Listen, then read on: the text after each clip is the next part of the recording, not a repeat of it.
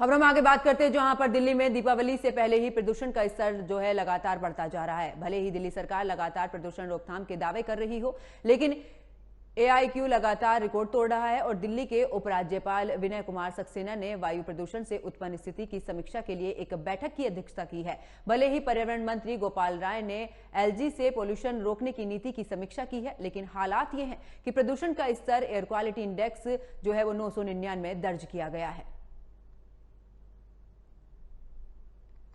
तो दिल्ली में दीपावली से पहले आप देख रहे हैं किस तरीके से दिल्ली में पूरी तरीके से जो हवा में है वो पूरी जहरीली हो चुकी है। 3 तस्वीरें आपकी टीवी स्क्रीन पर है, जहां पर पहली तस्वीर आनंद विहार की है, दूसरी इंडिया गेट की और तीसरी सिग्नेचर ब्रिज की है, जहां पर आप देख रहे हैं कि पोल्यूशन इस कदर बढ़ चुका है, इस कदर वहां पे सांस लेने में दिक्कत हो रही है। और आप तस्वीरों में भी देख रहे हैं कि पूरी तरीके से प्रदूषण की चादर में दिल्ली NCR जो है वो नजर आ रहा है। खास करके बात अगर दिल्ली की करें तो इस दौरान उपराज्यपाल ने भी इस दौरान समीक्षा की है। और पर्यावरण मंत्री की बात करें तो पर्यावरण मंत्री का भी बयान सामने आया है, गोपाल राय का। उन्होंने कहा है कि इसको लेकर बैठक में गंभीरता से चर्चा की गई है। लेकिन अब अगर देखें तो दिवाली से पहले ही दिल्ली के ये हालात हैं। सोचने वाली बात यह है कि अगर दिल्ली की बात की जाए दीपावली के दौरान, अगर इस दौरान वहां पर पटाखे या कुछ ऐसी चीजें छोड़ी जाती हैं तो सोचने वाली बात है कि दिल्ली का पोल्यूशन का जो स्तर है वो किस कदर बढ़ सकता है। और आप तस्वीरों में भी देख रहे हैं कि एक चादर की तरह पूरे ढके हुए दिल्ली नजर आ रही है।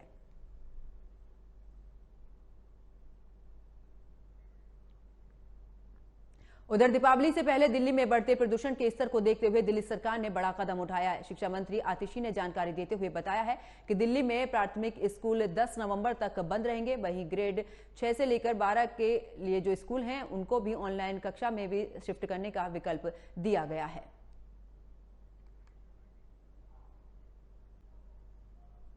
और इसी खबर पर ज्यादा जानकारी के साथ मेरे सहयोगी नागेंद्र भाटी मेरे साथ फोनलाइन पर जुड़ चुके हैं। नागेंद्र, जिस तरीके से दिल्ली में लगातार जो प्रदूषण का स्तर है वो बढ़ता जा रहा है, अब स्कूलों को लेकर भी एक एडवाइजरी जो है वो जारी की गई है, इसको लेकर क्या कुछ खास अपडेट?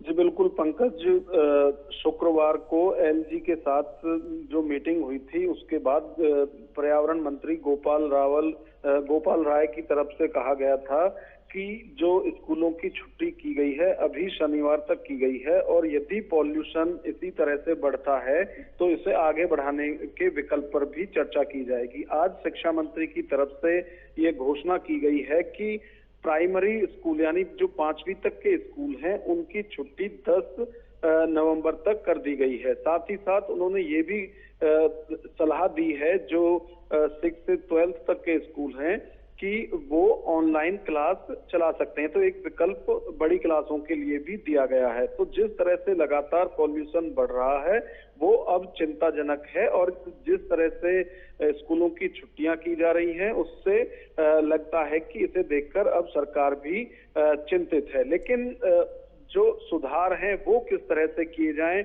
या इसका कारण क्या है, इस पर अभी भी रिसर्च की जरूरत है। क्योंकि कई बार सरकार की तरफ से ये या विपक्ष की तरफ से ये कहा गया है कि जो पंजाब या हरियाणा में पराली जलाई जाती है उसकी वजह से पॉल्यूशन है, जबकि सरकार की तरफ से जब कार्रवाई की जाती है तो या तो जो बड़े वाहन हैं या निजी जो डीजल पेट्रोल की गाड़ियां हैं उनको बंद किया जाता है या फिर निर्माण कार्य बंद किया जाता है। तो सरकार की तरफ से दूसरे विकल्प जो हैं उन पर ज्यादा काम किया जाता है, ना कि जो यदि पराली ही इसका कारण है तो किसानों पर कार्रवाई की जाए।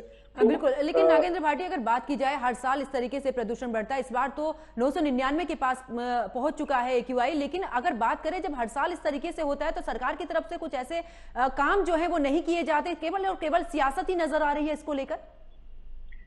जी बिल्कुल, देखिए क्योंकि ये सिर्फ एक स्टेट का मामला नहीं है।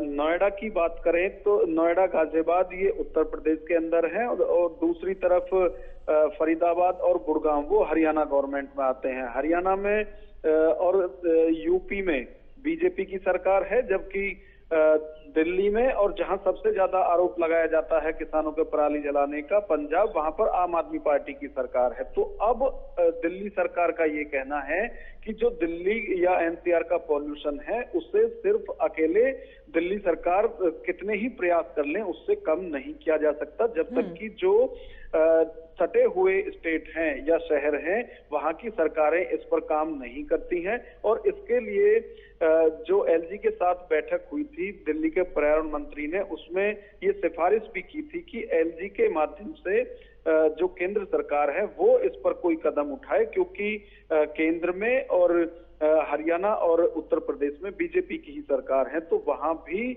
वो सीरियस होकर इस पर काम करे। दूसरी तरफ जो GRAP3 जो है वो लेवल लागू कर दिया गया है, यानी यदि GRPA4 तक बात पहुंचती है तो लॉकडाउन जैसी स्थिति दिल्ली के अंदर देखने को मिलेगी। तो स्थिति फिलहाल भयावह है। और दूसरी तरफ आनंद विहार के पास जो AQI मीटर लगाया गया है जिसमें कि 999 तक का जो है वो मीटर चेक किया जाता है, वो भी लगभग उसके पास तक पहुंच चुका है। तो जो पॉल्यूशन है वो लगातार बढ़ता जा रहा है, लोगों को सांस लेने में प्रॉब्लम हो रही है। हालांकि सरकार और प्रशासन की तरफ से जरूर ये कहा जा रहा है कि यदि काम नहीं है तो लोग घरों में ही रहें, बाहर जाने को अवॉइड करें। लेकिन फिर भी कल हम इंडिया गेट की तरफ गए थे तो वहां एक पिकनिक का माहौल है, लोग आ रहे हैं वीकेंड पर, तो लोग रुक नहीं रहे हैं। या फिर ये हो सकता है कि जो अदर स्टेट से आ रहे हैं वहां पर जो हवा है वो साफ है, मौसम साफ है, लेकिन दिल्ली में आके उनको उस तरह का माहौल नहीं मिल रहा है जिससे कि लोग निराश भी हो रहे हैं। बिल्कुल, चलिए बहुत बहुत शुक्रिया नागेंद्र भाटिया हमारे साथ जुड़ने के लिए, विस्तार पूर्वक जानकारी देने के लिए।